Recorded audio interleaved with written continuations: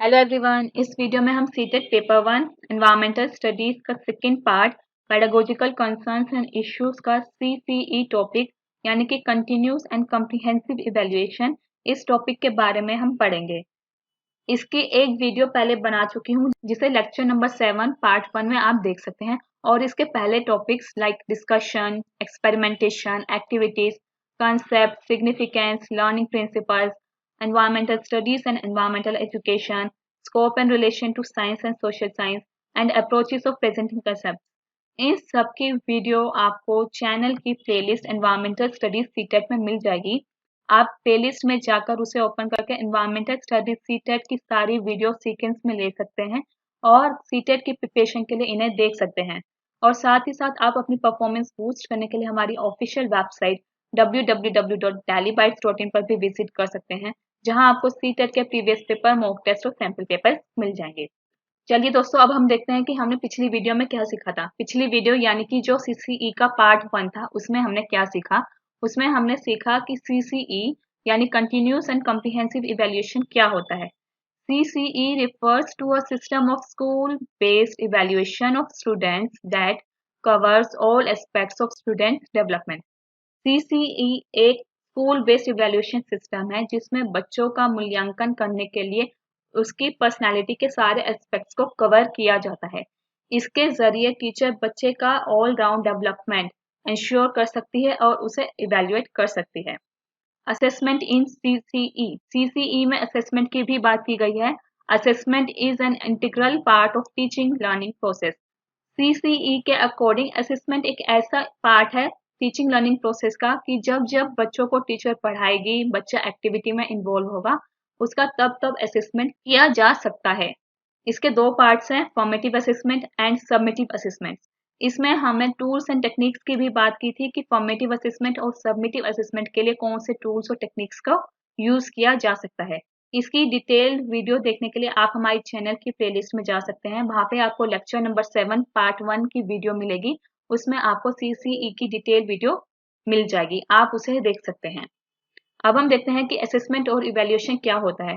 क्योंकि इस वीडियो में हम असेसमेंट और इवैल्यूएशन के डिफरेंस की बात करने वाले हैं, तो उससे पहले ये जानना जरूरी है कि असेसमेंट क्या होता है, इवैल्यूएशन क्या होता है और इसको किस पैमाने पर मापा जाता है। In assessment, collection and analyzing of data takes place with a view of improvement in teaching learning process. जब हम बच्चों का असेसमेंट करते हैं तो हम उसमें ये ध्यान रखते हैं कि जो डाटा कलेक्ट हुआ है बच्चों के लिए, बच्चों की परफॉर्मेंस से रिलेटेड, उसको एनालाइज करें और देखें कि और किस तरीके से टीचिंग लर्निंग प्रोसेस में इम्प्रूवमेंट लाया जा सकता है। असेसमेंट का बेसिक ऑब्जेक्टिव यही होता है कि टीचिंग लर्निंग प्रोसेस में इम्प्रूवमेंट लेकर आना। Whereas evaluation is a systematic process of collecting and analyzing the data in order to determine whether objectives have been achieved or not and to what extent. Evaluation में भी यही होता है कि हम बच्चों की परफॉर्मेंस से रिलेटेड डाटा कलेक्ट करते हैं और फिर उसे एनालाइज करते हैं, लेकिन यहाँ पे हम ये देखने की कोशिश करते हैं कि जो ऑब्जेक्टिव्स हमने बनाए थे या जो स्टैंडर्ड्स हमने बच्चों की परफॉर्मेंस को जज करने के लिए रखे थे, वो मीट हुए या नहीं। अगर वो मीट हुए हैं तो किस हद तक, किस लिमिट तक वो ऑब्जेक्टिव्स अचीव किए गए हैं। It leads to the process of making judgment regarding the performance of learners with a view of action. इस प्रोसेस में जब हम असेसमेंट कर रहे होते हैं, डाटा कलेक्ट कर रहे होते हैं, उसके बाद हम बच्चों की परफॉर्मेंस से रिलेटेड जजमेंट बनाते हैं। उस जजमेंट को बनाने का जो प्रोसेस होता है वो इवैल्यूएशन कहलाता है। हम ये जब जजमेंट बनाते हैं तो हम ये भी देखते हैं कि बच्चों की परफॉर्मेंस कैसी रही, उन्होंने कितना ऑब्जेक्टिव्स को अचीव किया है और कितना ऑब्जेक्टिव्स को अचीव करना अभी बाकी है। इन सिंपल टर्म्स, एक बार हम सरल भाषा में देख लेते हैं कि असेसमेंट क्या होता है। Assessment is defined as gathering of information. In simple terms हम कह सकते हैं कि असेसमेंट मतलब इंफॉर्मेशन को गैदर करना, and evaluation uses that data to make judgment. और इवैल्यूएशन उस डाटा को जो हमने असेसमेंट में कलेक्ट किया उसे जजमेंट बनाने के लिए यूज करता है। और क्या कह सकते हैं हम असेसमेंट के बारे में? हम असेसमेंट के बारे में कह सकते हैं कि assessment provides feedback on performance and shows areas for improvement. Assessment feedback देता है बच्चों की परफॉर्मेंस पे, कहाँ उनको इम्प्रूव करने की जरूरत है और कहाँ उन्होंने अच्छा किया, कहाँ पे उनको चेंजेस लाने की जरूरत है। While evaluation determines whether the standard for performance was met और नॉट। और इवेल्युएशन ये देखता है कि जो परफॉर्मेंस के लिए स्टैंडर्ड बनाए गए थे वो अचीव हुए या नहीं। ये मेजर डिफरेंस है असेसमेंट का और इवेल्युएशन का। असेसमेंट डाटा कलेक्ट करता है और उस डाटा को यूज करता है इम्प्रूवमेंट के लिए। इवेल्युएशन ये देखता है कि जो डाटा कलेक्ट हुआ है उसके बेसिस पे वो जजमेंट बनाता है, और वो साथ साथ ये भी देखता है कि जो स्टैंडर्ड्स बनाए गए थे बच्चों की परफॉर्मेंस के लिए वो अचीव हुए या नहीं। Relation between assessment and evaluation. अब ये हमने देखा कि जो असेसमेंट है वो डाटा बनाता है और उसको इम्प्रूवमेंट के लिए यूज करता है, वहीं इवेल्युएशन क्या करता है, उस डाटा को जजमेंट के तौर पर यूज करता है। तो हम क्या कह सकते हैं असेसमेंट और इवेल्युएशन के बारे में, हम ये कह सकते हैं कि assessment is a part of whole evaluation. मतलब कि जब हम असेसमेंट के पार्ट में एक जजमेंट का स्टेप ऐड कर देते हैं तो वो इवेल्युएशन बन जाता है। तो इस तरीके से इवेल्युएशन और असेसमेंट आपस में इंटीग्रली रिलेटेड है। Assessment is an integral part of evaluation. अब हम एक बार देखते हैं कि असेसमेंट और इवेल्युएशन का क्या पर्पस होता है। Assessment is to increase quality. वही जो इम्प्रूवमेंट की बात मैंने कही कि असेसमेंट का पर्पस होता है कि क्वालिटी में या बच्चों की परफॉर्मेंस में इम्प्रूवमेंट लाना, इंक्रीमेंट लाना। वहीं इवेल्युएशन का पर्पस होता है कि उस क्वालिटी को जज करना, जो बच्चों ने परफॉर्म किया उसको जज करना, वो इवेल्युएशन का काम होता है। अब हम देखते हैं इन दोनों में मेजर डिफरेंसेस क्या है। Assessment is an ongoing process. Assessment एक चलने वाला प्रोसेस है कि मतलब जब जब टीचर क्लास में बच्चों को पढ़ाएगी, ऑब्जर्व करेगी, तब तब असेसमेंट किया जाएगा। वहीं इवेल्युएशन प्रोवाइड क्लोजर, मतलब कि जब बच्चों की परफॉर्मेंस के लिए जजमेंट दे दिया गया तो वहीं पे इवेल्युएशन कंप्लीट हो गया, इवेल्युएशन बंद हो गया, उसके आगे उसका कोई स्टेप नहीं होगा। Assessment is diagnostic. डायग्नोस्टिक मतलब कि वो चीज जिसका कोई उपचार किया जा सके, जिस चीज को इम्प्रूव किया जा सके, इसलिए असेसमेंट में कहा गया है कि वो एक डायग्नोस्टिक है। वहीं इवेल्युएशन इज जजमेंटल, मतलब कि बस एक जजमेंट देने के लिए इवेल्युएशन का यूज किया जाता है। मतलब जब बच्चों की परफॉर्मेंस में हम जजमेंट देते हैं तो वो इवेल्युएशन कहलाता है। अगर हम उनकी परफॉर्मेंस को डायग्नोस करें, इम्प्रूव करें, तो वो असेसमेंट कहलाया जाता है। Assessment is done to determine the current level. बच्चे अभी इस लेवल पे कहाँ पर है, उन्होंने क्या अचीव कर लिया है, उनको कहाँ इम्प्रूवमेंट की जरूरत है, इस चीज को डिटरमाइन करने के लिए असेसमेंट का यूज किया जाता है। वहीं evaluation is done to compare current level with previous level. और इवेल्युएशन का यूज किया जाता है कि बच्चों की जो करंट लेवल है उसे प्रीवियस लेवल के साथ कंपेयर करने के लिए, ये देखने के लिए बच्चे ने प्रीवियस लेवल में इतना अचीव किया था और इसने करंट लेवल में इतना अचीव किया है, प्रीवियस लेवल से इसका करंट लेवल इम्प्रूव हुआ है या डिक्रीज हुआ है, ये चीज जज करने के लिए इवेल्युएशन का यूज होता है। Assessment provides feedback for improvement. Assessment में इम्प्रूवमेंट का स्कोप मिलता है, but evaluation does not have scope of improvement. Evaluation में उस करंट लेवल को इम्प्रूव करने के लिए कोई भी स्कोप अवेलेबल नहीं होता। जिस तरह अभी हमने असेसमेंट एंड इवेल्युएशन के डिफरेंसेस देखे हैं, ठीक उसी तरह फॉर्मेटिव असेसमेंट और फॉर्मेटिव इवेल्युएशन में भी डिफरेंस होता है, और सबमिटिव असेसमेंट और सबमिटिव इवेल्युएशन में भी डिफरेंस होता है। अभी हम formative assessment and formative evaluation के डिफरेंस की बात करते हैं। Both are carried during instructional process. दोनों ही इंस्ट्रक्शनल प्रोसेस के दौरान कैरी आउट किए जाते हैं and helps in improving teaching learning process. और टीचिंग लर्निंग प्रोसेस में इम्प्रूवमेंट लाने के लिए ये दोनों हेल्प करते हैं। The only difference is that formative evaluation is broader in terms. अभी हमने देखा कि किस तरीके से इवेल्युएशन अपने अंदर असेसमेंट को कैरी करके चलता है, ठीक उसी तरह फॉर्मेटिव इवेल्युएशन भी एक ब्रॉडर टर्म है as compare to formative assessment. It provides judgment to learners performance after gathering data in formative assessment. Formative assessment में जो डाटा मिलता है उसको यूज करते हुए जब बच्चों को जजमेंट दी जाती है, उनके काम को जज किया जाता है या निर्णय दिया जाता है, तब वो होता है फॉर्मेटिव इवेल्युएशन। जब हम डाटा कलेक्ट कर रहे होते हैं तब उसे कहते हैं फॉर्मेटिव असेसमेंट, बट जब उस डाटा को कलेक्ट करके जब हम उसमें जजमेंट देने लगते हैं तो वो बन जाता है फॉर्मेटिव इवेल्युएशन। अब हम देखेंगे summative assessment and summative evaluation के बारे में। Both are carried out at the end of instructional process, unit end term end focus on level of achievement. दोनों के दोनों ही इंस्ट्रक्शनल प्रोसेस या यूनिट या टर्म खत्म होने के बाद कैरी आउट किए जाते हैं और इन दोनों का फोकस होता है अचीवमेंट पे, बच्चे ने कितना अचीव किया ये जानने के लिए। Summative assessment is done for analyzing students' learning and giving scope for improvement.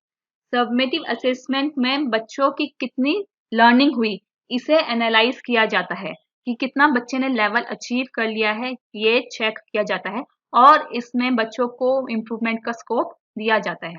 मतलब जैसे जब बच्चे ने कोई टेस्ट खत्म किया उसके बाद जब टीचर ये देखती है कि उसने कैसा परफॉर्म किया तो साथ साथ टीचर बच्चों को ये बताती है कि उसे कहाँ इम्प्रूव करने की जरूरत है।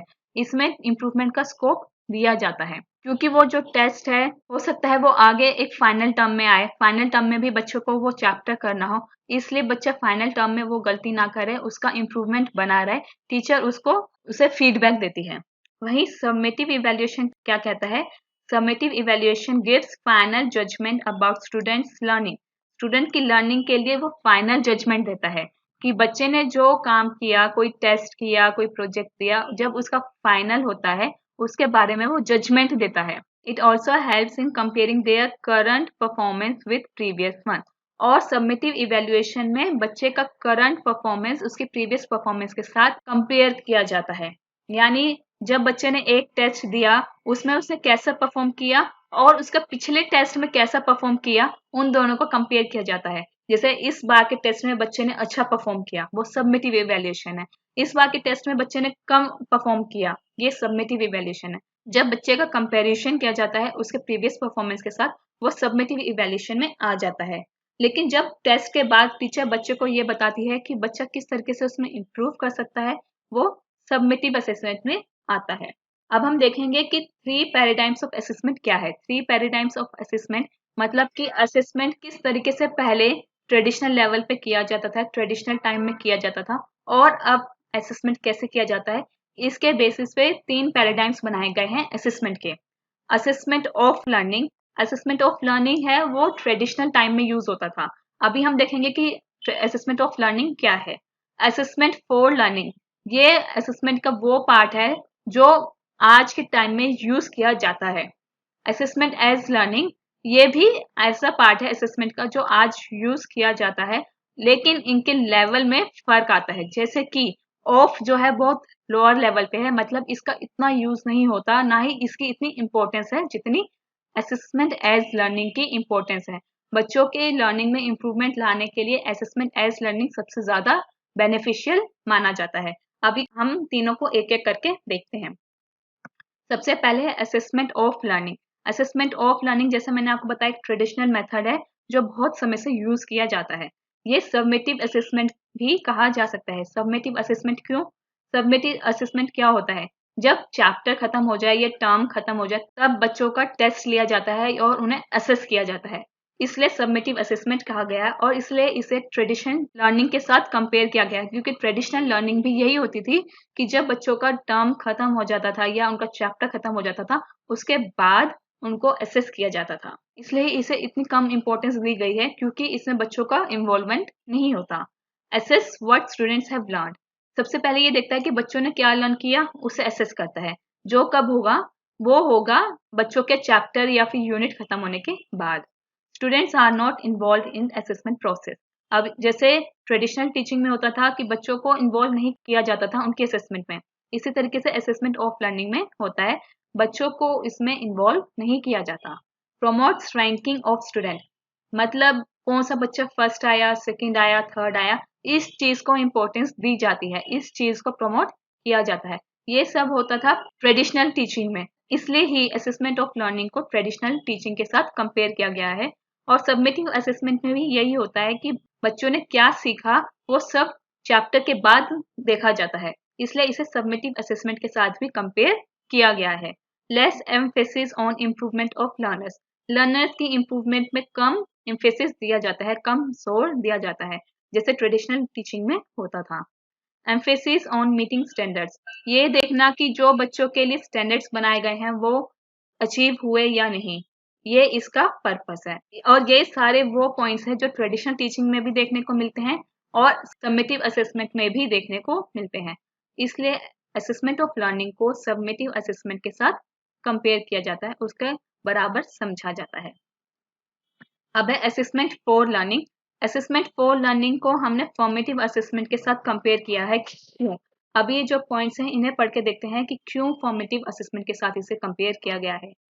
Assess learners progress and there needs. Formative assessment में भी यही होता है कि बच्चों की प्रोग्रेस को असेस किया जाता है और उनकी नीड्स के अकॉर्डिंग उन्हें पढ़ाया जाता है। इसलिए असेसमेंट फॉर लर्निंग को फॉर्मेटिव असेसमेंट के साथ कंपेयर किया गया है। Students are involve in assessment process. बच्चे असेसमेंट की प्रोसेस में इन्वॉल्व होते हैं। कैसे? हमने देखा था फॉर्मेटिव असेसमेंट में बच्चों को टीचर बताती है कि वो कहाँ पे इम्प्रूव कर सकते हैं। बच्चा फिर उस पर सेल्फ रिफ्लेक्शन करता है। इस तरीके से बच्चा असेसमेंट की प्रोसेस में इन्वॉल्व होता है। इसलिए असेसमेंट फॉर लर्निंग और फॉर्मेटिव असेसमेंट एक ही बात मानी जाती है। Descriptive feedback. हमने फॉर्मेटिव असेसमेंट में देखा था कि बच्चों को डिस्क्रिप्टिव फीडबैक दिया जाता है। मतलब जब बच्चों को बताया जाता है कि उन्हें क्या इंप्रूव करने की जरूरत है तो पूरा डिस्क्रिप्शन में बताया जाता है। इसलिए असेसमेंट फॉर लर्निंग और फॉर्मेटिव असेसमेंट एक ही बात है। It is also continuous process. ये कंटिन्यूस प्रोसेस भी है। फॉर्मेटिव असेसमेंट भी कंटिन्यूस प्रोसेस है क्योंकि जब जब टीचर बच्चों को पढ़ाएगी तब तब वो उनको असेस करेगी। इसलिए इसे असेसमेंट फॉर लर्निंग कहा गया है और आज के टाइम में मॉडर्न टाइम में इसे बहुत ज़्यादा यूज किया जाता है। इसलिए मैंने कहा था कि जो असेसमेंट ऑफ लर्निंग है वो ट्रेडिशनल टीचिंग है जो पहले हुआ करती थी, लेकिन जो आज के टाइम में टीचिंग होती है, असेसमेंट होता है, वो असेसमेंट फॉर लर्निंग होता है। Increase learners motivation. इससे लर्नर्स का मोटिवेशन बढ़ता है। क्यों? क्योंकि जब बच्चों को पता चलेगा कि उन्हें कहाँ इंप्रूव करना है वो उस पर रिफ्लेक्ट करेंगे और वो उसे इम्प्रूव भी करेंगे। इससे बच्चों का मोटिवेशन बढ़ेगा कि जो उन्होंने सीखा है वो फायदेमंद है और उन्होंने उसमें इम्प्रूवमेंट किया है। इसलिए बच्चों का मोटिवेशन इसमें बढ़ेगा। और मॉडर्न टाइम में जो असेसमेंट का पैटर्न यूज किया जाता है वो यही यूज किया जाता है, असेसमेंट फॉर लर्निंग। नेक्स्ट है असेसमेंट एज लर्निंग। इसे भी बहुत ज़्यादा तवज्जो दी जाती है मॉडर्न टाइम में, मॉडर्न टीचिंग लर्निंग प्रोसेस में। क्यों? क्योंकि असेसमेंट एज लर्निंग है, इसे डायग्नोस्टिक असेसमेंट के साथ देखा जाता है। डायग्नोस्टिक असेसमेंट क्या होता है? अभी थोड़ी देर पहले मैंने आपको बताया था कि जिस चीज़ को क्योर किया जा सकता है, इम्प्रूवमेंट लाई जा सकती है जिस चीज़ में, वो डायग्नोस्टिक होता है। इसी तरह जब बच्चों की लर्निंग होती है उसमें इम्प्रूवमेंट लाया जाता है, बच्चा उसमें खुद इन्वॉल्व होता है और साथ ही साथ वो बाकी बच्चों को भी इन्वॉल्व करता है, तो वो होता है असेसमेंट एज लर्निंग। अब क्योंकि यहाँ बच्चों की परफॉर्मेंस इंप्रूव की जाती है और बच्चे आपस में इन्वॉल्व होते हैं असेसमेंट में, इसलिए इसे डायग्नोस्टिक असेसमेंट भी कहा जाता है। अब इसके पॉइंट्स देखते हैं, मेजर पॉइंट्स क्या है। सबसे पहले है assess students cognition about learning. बच्चों को ये बताता है कि उन्होंने कितना लर्न किया है और बच्चा खुद ब खुद भी ये चीज समझता है कि उसकी कितनी लर्निंग बनी है। Students are actively involve in monitoring and assessing their learning. इसमें स्टूडेंट्स का एक्टिव पार्टिसिपेशन होता है ये जानने के लिए कि उनकी अपनी कितनी लर्निंग हुई है और उसे मॉनिटर करते हैं और उसे असेस करते हैं। इसमें बच्चों का सबसे ज्यादा इन्वॉल्वमेंट रहता है। Self assessment and peer assessment. मैंने आपको पहले भी बताया था कि इसमें बच्चा अपने आप को तो असेस करता ही है, साथ साथ वो बाकी फ्रेंड्स को भी असेस करता है, उनको भी वो हेल्प करता है या गाइड करता है कि कहाँ उनको इम्प्रूवमेंट की जरूरत है और वो बाकी फ्रेंड्स से भी इम्प्रूवमेंट के स्कोप या गाइडेंस लेता है, फीडबैक लेता है। It is also continuous process. जैसे असेसमेंट फॉर लर्निंग या फॉर्मेटिव असेसमेंट कंटिन्यूस प्रोसेस है, उसी तरीके से असेसमेंट एज लर्निंग और डायग्नोस्टिक असेसमेंट भी कंटिन्यूस प्रोसेस है। जब टीचर बच्चों को पढ़ाएगी या जब बच्चों को इम्प्रूवमेंट की जरूरत होगी वहां पे डायग्नोस्टिक असेसमेंट का यूज किया जाएगा या फिर असेसमेंट एज लर्निंग का यूज किया जाएगा। Improve students learning and motivation. इससे बच्चों की लर्निंग तो बढ़ती ही है और मोटिवेशन भी बढ़ता है। इसलिए मैंने कहा कि आज के टाइम में, मॉडर्न टाइम में असेसमेंट फॉर लर्निंग और असेसमेंट एज लर्निंग ज़्यादा यूज होती है। जब बच्चों का इन्वॉल्वमेंट बढ़ जाता है असेसमेंट में, असेसमेंट करते वक्त बच्चा अपने आप की लर्निंग पे तो रिफ्लेक्ट करता ही है, इम्प्रूवमेंट करता ही है, साथ साथ वो पीयर की लर्निंग पे भी इम्प्रूवमेंट के स्कोप्स ढूंढता है और उनको गाइड करता है, तब वो असेसमेंट एज लर्निंग बनती है। अभी तक हमने असेसमेंट के 3 पैराडाइम्स की बात करी है, जो है assessment of learning, assessment for learning and assessment as learning. Assessment of learning पूरा ट्रेडिशनल मेथड है, वहीं असेसमेंट फॉर लर्निंग और assessment as learning modern method है जो मॉडर्न टीचिंग लर्निंग प्रैक्टिस में यूज किया जाता है। दोनों सुनने में लगता है कि बिल्कुल सिमिलर है, बट इनमें डिफरेंस होता है। अब हम उनके डिफरेंस की बात कर लेते हैं। असेसमेंट फॉर लर्निंग और असेसमेंट एज लर्निंग में डिफरेंस होता है। Assessment for learning enables teachers to use information about students' knowledge, understanding, and skill to improve teaching learning process. Assessment for learning में टीचर्स बच्चों की जो इन्फॉर्मेशन होती है, उनकी नॉलेज के हिसाब से, उनकी अंडरस्टैंडिंग के हिसाब से, उनकी स्किल्स के हिसाब से उन नॉलेज को, इन्फॉर्मेशन को गैदर करती है और फिर उसके बेसिस पे वो टीचिंग लर्निंग प्रोसेस में इम्प्रूवमेंट लेकर आती है। पहले वो ये देखती है कि बच्चों को कितना पता है किसी कंसेप्ट के बारे में, टॉपिक के बारे में, फिर उसी को यूज करते हुए वो टीचिंग लर्निंग प्रोसेस में इम्प्रूवमेंट लाती है, चेंजेस लाती है। Teachers provide feedback to students about their learning and show how can they improve. Teacher बच्चों को उनके काम के लिए फीडबैक देती है। जो कोई उन्होंने टेस्ट दिया या कोई एक्टिविटी करी, उसके लिए वो उनको फीडबैक देती है और साथ के साथ बताती है कि वो कैसे उसमें इम्प्रूवमेंट ला सकते हैं। ये होता है असेसमेंट फॉर लर्निंग, जिसमें बच्चा सेल्फ असेस करता है टीचर के फीडबैक को यूज करते हुए। बट असेसमेंट एज लर्निंग में क्या होता है, देखते हैं।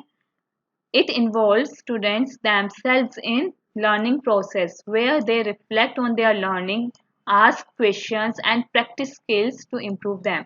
असेसमेंट एज लर्निंग में क्या होता है कि बच्चा खुद असेसमेंट वाले प्रोसेस में इन्वॉल्व होता है।